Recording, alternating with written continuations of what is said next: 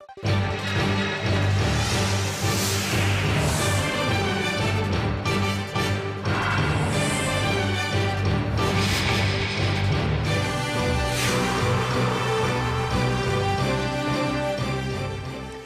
morning. It's Tuesday, the 4th of March. You're tuned in to our 10 a.m. newscast coming to you from ARIRANG's news center in Seoul. Let's take a look at what's making the headlines. With Ukraine and Russia on the brink of war, U.S. President Barack Obama says Moscow is on the wrong side of history and Washington will examine steps to isolate Russia.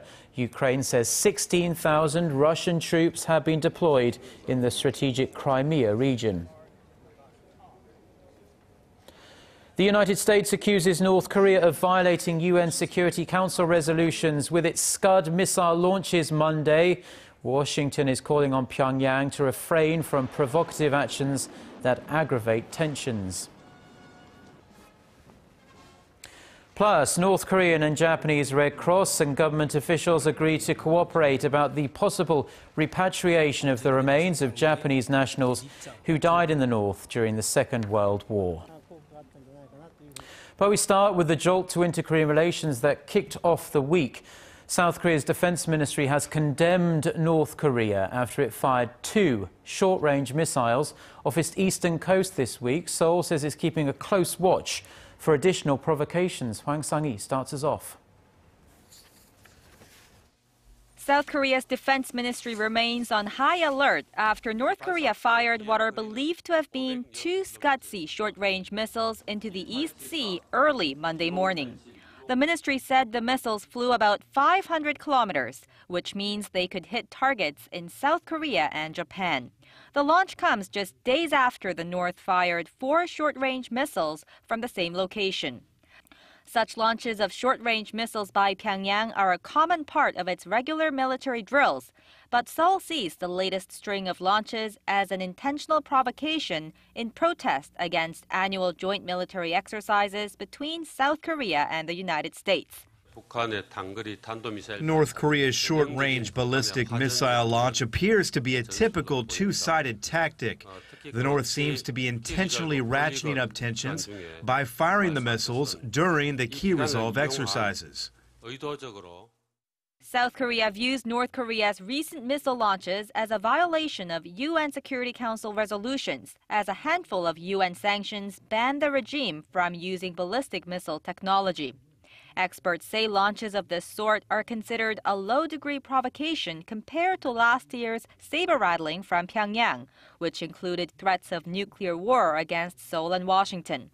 Since they come amid thawing inter-Korean ties, experts say it could be a North Korean attempt to build its ground before entering another round of negotiations with the South. Hwang Sang-hee, ARIRANG News. And staying with that story, the United States has slammed North Korea for its test firing of those 2 short-range missiles, saying Monday's launching were in violation of UN Security Council resolutions. State Department spokesperson Jen Psaki said Monday that Washington wants Pyongyang to refrain from taking provocative actions and abide by UN Security Council resolutions 1695 and 2094, which prohibit North Korea from firing any ballistic missiles. The spokesperson added the U.S. is continuing to monitor the situation in the north. A Christian missionary from Australia who had been detained in North Korea for around 2 weeks is now a free man. The Norse official Korean Central News Agency said the regime released 75-year-old John Short in consideration of his age and for his apology for violating North Korean laws. Mr. Short left for a trip to North Korea last month and was arrested after officials there found Christian pamphlets in the Korean language in his luggage. The Australian was picked up by Australian embassy officials from Beijing airport on Monday, but he didn't make any public comments. Back here in the south, President Park Geun-hye says her vision of a unified Korea will go beyond overcoming division and will aim to create a new future for the peninsula, Northeast Asia and the world. President Park made the comments at the Asian Leadership Conference in Seoul on Monday, where she also added that there would be no fear of war or nuclear threats in a unified Korea, but rather freedom and peace for Koreans to enjoy. President Park then reaffirmed her recently announced commitment to set up a presidential preparatory committee for reunification. She also met with former U.S. President George W. Bush, who was in Seoul for Monday's conference, and thanked him for continuing his diplomatic activities to strengthen the South Korea-U.S. alliance. Red Cross representatives from North Korea and Japan met in China Monday for the first time in almost 2 years. During the first round of talks, the two sides agreed to continue negotiations on the possible repatriation of the remains of Japanese nationals buried in the north. Kim Hyun-bin reports. After 6 hours of Red Cross talks in the northeastern Chinese city of Shenyang on Monday, North Korea agreed to cooperate in repatriating the remains of Japanese nationals, although more specifics were not released. The three-day talks, the first since Prime Minister Shinzo Abe took office in late 2012, were proposed by the North. They were led by Lee Ho-rim, Secretary General of the North's Red Cross Society, and Osamu Tasaka, Director General of the International Department at the Japanese Red Cross. Lee said soon after the meeting that officials from both countries need to meet regularly to discuss the repatriation issue. Top senior diplomats from both foreign ministries attended the meeting, but there's speculation that Japan wants to talk about Pyongyang repatriating Japanese abductees who are still alive in the north.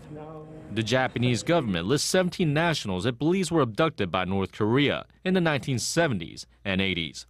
Tokyo, however, suspects Pyongyang may have kidnapped more. 5 abductees were repatriated to Japan in 2002. Japan has been requesting that North Korea reinvestigate where the abductees are. North Korea continues to urge Tokyo to compensate for the suffering of the Korean people during Japan's brutal colonization of the Korean peninsula in the early to mid-20th century. The Japanese government will address current outstanding bilateral issues, including the abduction of Japanese nationals, and will attempt to bring a proactive attitude out of North Korea.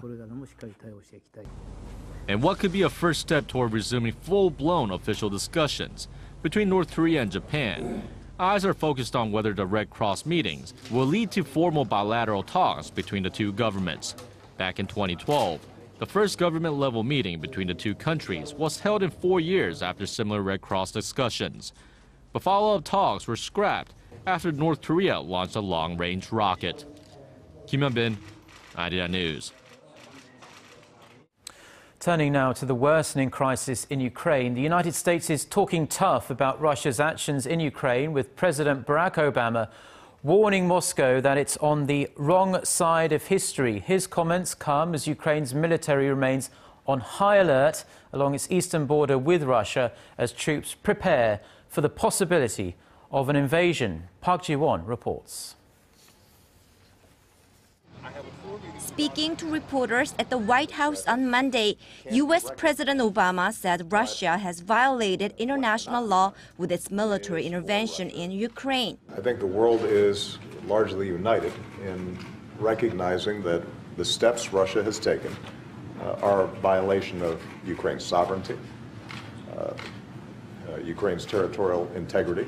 The U.S. president also said Washington is considering economic and diplomatic sanctions that could isolate Russia. If, in fact, they continue on the current trajectory that they're on, that we are examining a whole series of steps, economic, diplomatic, that will isolate Russia and will have a negative impact on Russia's economy and its status in the world.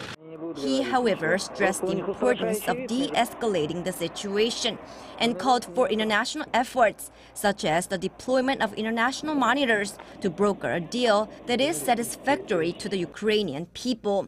U.S. Vice President Joe Biden is also urging Russia to pull its forces out of Ukraine. In a phone call with Russian Prime Minister Dmitry Medvedev Monday, Biden called on Russia to engage in dialogue with the Ukrainian government immediately.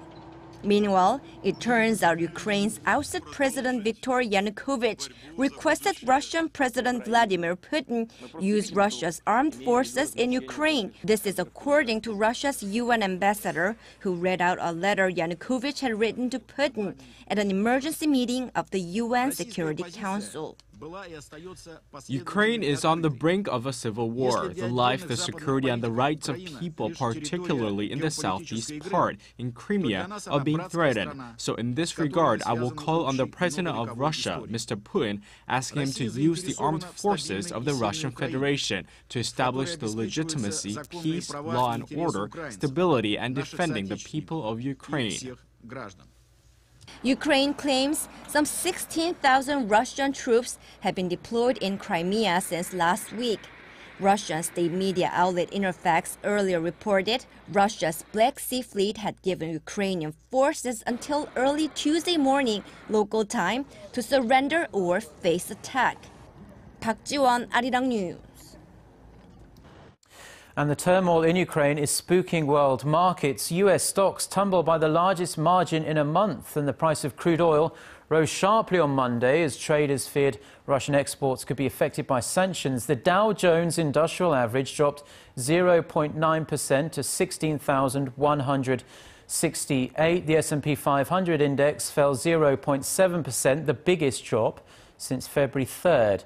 European markets fared even worse. Britain's FTSE index dropped 1.5%, Germany's DAX 3.4%, and Russia's benchmark stock index plunged 12%. Gold, a traditional safe haven in times of uncertainty, rose 2.2% to $1,350 an ounce, its biggest gain of the year. South Korean engineers hacked on the facility. Get connected to Korea and the world.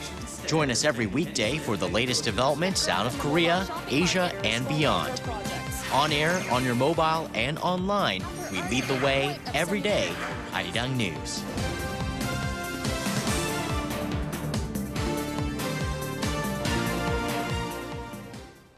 Now, onto the trade front. Korea leapfrogged Japan to become the biggest player in the Japanese import market last year, taking the #1 spot for the first time ever. And Na Hyung-kyung takes a look at what might be pushing up Korea's share in China. Korea became the #1 contributor to China's import market for the first time in 2013. This according to the Korea Institute for Industrial Economics and Trade, as well as the Korea International Trade Association. The agencies say Korea beating Japan for the position was possible due to China's growing demand for Korean electronics and manufacturing goods. Data shows Korea's share in China's import market jumped 0.07 percentage point to 9.2% in 2013 compared to 2012, while that of Japan shed more than 1 percentage point to 8.2%.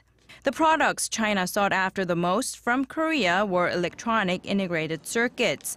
China imported more than $45 billion of ICs from Korea last year, a near 15% increase from the previous year.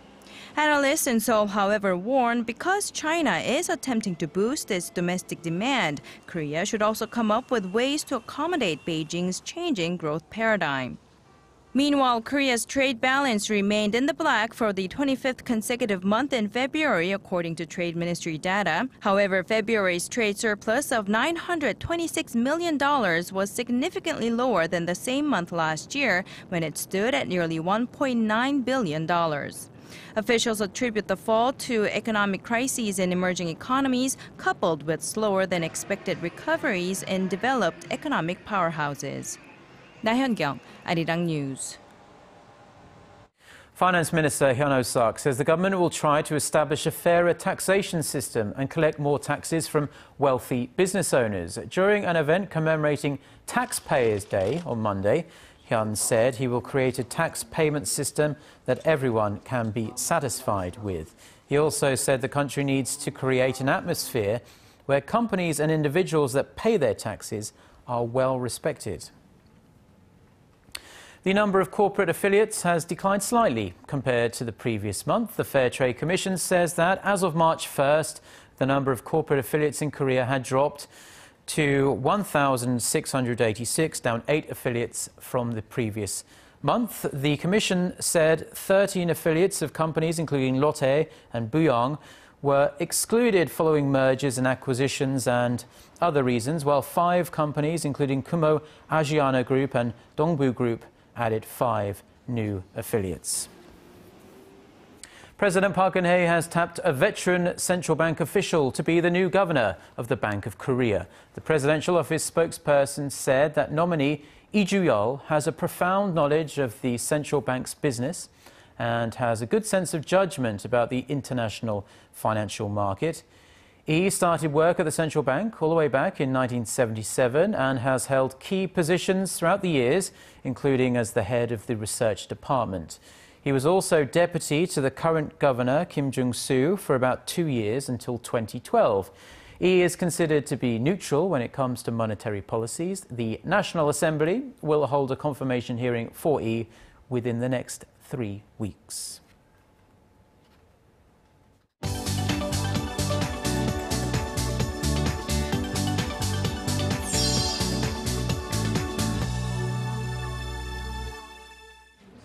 And good day, I'm Eunice Kim, and here are your headlines from around the world. We begin with news out of South Africa this morning, where the so-called Blade Runner Oscar Pistorius faced the first day of his murder trial on Monday. Pistorius is charged with murdering his girlfriend, Riva Steenkamp, on Valentine's Day last year. He pled not guilty before the first witness took the stand, a neighbor of the double amputee Olympic sprint runner, who told judges she'd heard, quote, blood-curdling screams by a woman, followed by 4 gunshots that night. The athlete has maintained that Steenkamp's death was a tragic accident, as he mistook her as an intruder hiding in the bathroom. A guilty verdict could put Pistorius, once described by Time magazine as the definition of global inspiration, behind bars for life. And new information on the Kunming railway station attack from the weekend. China's Xinhua news agency reports the 3 remaining suspects have been arrested, with 1 injured female suspect already detained. It cited the Ministry of Public Security as saying the team of 6 men and 2 women was led by a person by the name of Abdurrahim Kurban and pointed to Uyghur separatists from Xinjiang, citing insignia and flags discovered with the words East Turkestan. The attack last Saturday killed 34 people and left scores more injured. At least 31 more people have been killed in northeast Nigeria, bringing the total death toll from the 3 days of attacks to 116 in response to President Goodluck Jonathan's efforts to rein in the Boko Haram network. This time, Islamist insurgents are reported to have stormed a village some 50 kilometers from Borno's state capital of Maiduguri. Witnesses say civilians were shot at and bombs thrown at homes. Washington, D.C. was blanketed with up to 10 centimeters of snow on Monday, with some 30 centimeters more forecast to come on Tuesday. The storm caused the federal government to call a snow day on Monday. Schools were closed as well and flights canceled. Power was knocked out from the U.S. capital city to states as far as Arkansas and Texas. The Malaysian government has launched a campaign against dengue fever. The country's health ministry says 36 people have died from the virus-borne disease so far this year. The death toll is higher than the 8 recorded deaths in January and February of last year. The ministry has identified hotspots throughout the country and plans to eradicate spotted breeding grounds of mosquitoes.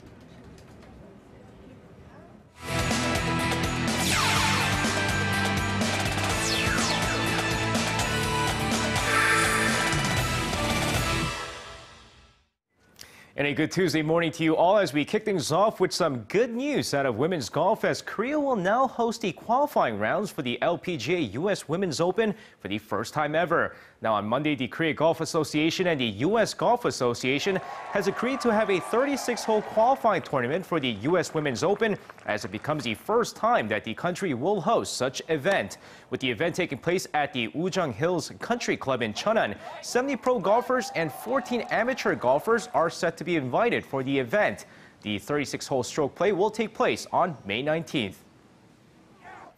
And moving on to the Winter Olympics, as 10 Korean Sochi medalists were invited to Taeneung on Monday as they were given their financial rewards for their medal finishes. Now, of course, topping the list of recipients, short track star Park Seung-hee, who finished off with 2 gold and 1 bronze medals in Sochi, received over $58,000, with her 17-year-old teammate Shim Seok-hee receiving roughly $44,000 for her gold, silver, and bronze medal finishes. Meanwhile, 500-meter speed skating gold medalist Lee Sang-hwa received over $28,000 for her second straight Olympic gold, while Kim Yeon-ah was given $14,000 for her silver medal finish as well. And on Saturday, the 2014 K-League Classic season kicks off as 12 teams will go after the league title. But on Monday, the K-League Classic Media Day took place as fans wondered what the 12 head coaches had to say about the upcoming season. While the Pohang Steelers are the defending champions going into the new season, 9 of the 12 head coaches in the league chose the Jeonbuk Hyundai Motors as the preseason favorites. Now, some of the other teams mentioned were the Pohang Steelers, the Ulsan Hyundai Tigers, and FC Seoul, while Sangju Sangmu's head coach believed that all the teams have a shot at the title this year, aside from his team. And finishing things off in the NFL, where future Hall of Fame quarterback Peyton Manning passed his medical test on his neck and will be cleared to go for the 2014 season. Now, as part of a requirement that will pay him $20 million this season, he was required to pass a medical test on his surgically repaired neck. And according to the Associated Press, with Manning passing the medical test, he will be playing in 2014. The 2013 MVP, who had 4 neck injuries before signing a 5-year, $96 million deal with the Broncos in 2012, took his team to their first Super Bowl in 15 years as he's gone 28-7 in his 2 seasons so far with the Broncos. And that's going to wrap it up for me. This has been SJ. Have a great rest of the day and see you guys again for your sports needs.